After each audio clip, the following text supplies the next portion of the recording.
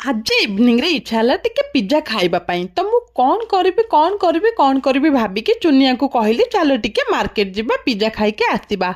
चुनिया भी मार्केट रे किछ काम थिला तो आमे बाहरी गलु मार्केट। मार्केट रे पहुंचे मो आखि आगे पड़गला डोमिनोज पिज्जा शॉप। फाइनाली मु आतिके पिज्जा शॉप रे पहुंच गली।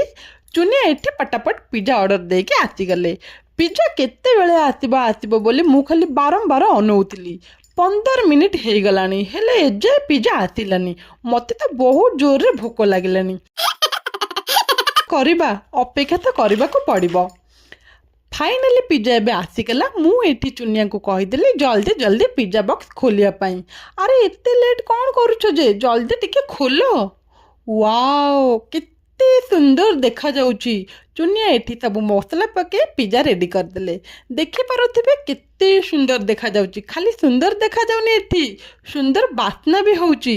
पिज्जा सह दुटा कोल्ड ड्रिंक्स ऑर्डर करथिलो। बिना कोल्ड ड्रिंक्स रे पिज्जा तो भल लागिबनी। तो चुनिया एठी 2 कप कोल्ड ड्रिंक्स ढाली देले। अरे ए कौन मु आगो खाइबे बोली चुनिया आगो खाइदेले। हौ से जहाँ भी हौ स्वामी तो आग तापरे मु आउ संभाली ना पारे मु भी गोटे पिक नहीं खाइदेली। वाओ केते टेस्टी लागुथिला पूरा यम्मी यम्मी। जेहेतु मु टिके फास्ट फूड लवर मु तो खाली खाऊ थाए।